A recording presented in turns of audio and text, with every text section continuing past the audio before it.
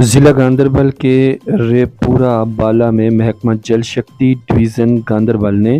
ایک water supply scheme تعمیر کی جس پر ایک کثیر رقم خرچ کی گئی، جہاں سے ایک بڑی آبادی کو پینے کا صاف پانی فراہم کرنا تھا۔ اگرچہ مذکورہ اسکیم تک ذخیرہ کرنے اور صاف کرنے کے لیے پانی پہنچایا گیا،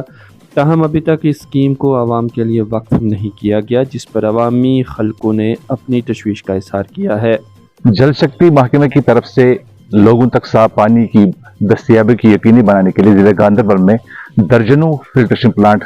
تعمیر کیے گئے، جس پہ مرکزی سرکار نے دل کھول کے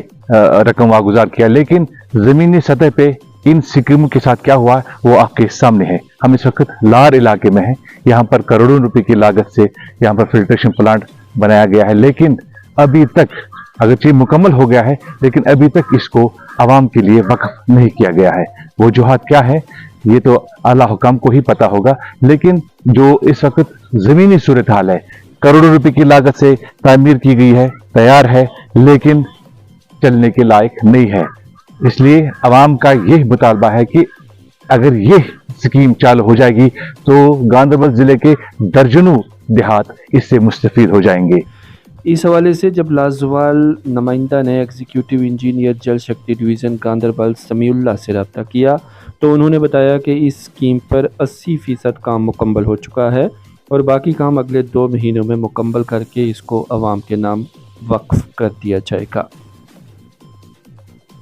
ہماری water supply scheme almost 80% complete ہے، سول اسٹرکچرز بنے ہوئے ہیں، ہم نے وہاں پہ را واٹر بھی لایا ہوا ہے، اس میں تھوڑی سی الیکٹرو میکینیکل مشینری کی پینڈنسی ہے، اس کے لیے بھی ایسٹیمیٹ بنا ہوا ہے۔ تو بیسیکلی جو پرانا کنٹریکٹ ہے اس میں تھوڑا سا ٹائم لگا کلوز کرنے میں، بیکاز اس میں لیٹیگیشنز ہوتی ہیں، تو وہ آلموسٹ ہم نے وہ کلوز کر دیا ہے۔ تو ایز سون ایز وہ کمپلیٹلی کلوز ہو جائے گا تو یہ جو ریسٹ 20% کرنا کمپلیٹ ہے تو وہ ہم امیجیٹلی ٹینڈر فلوٹ کر کے وہ کمپلیٹ کر دیں گے۔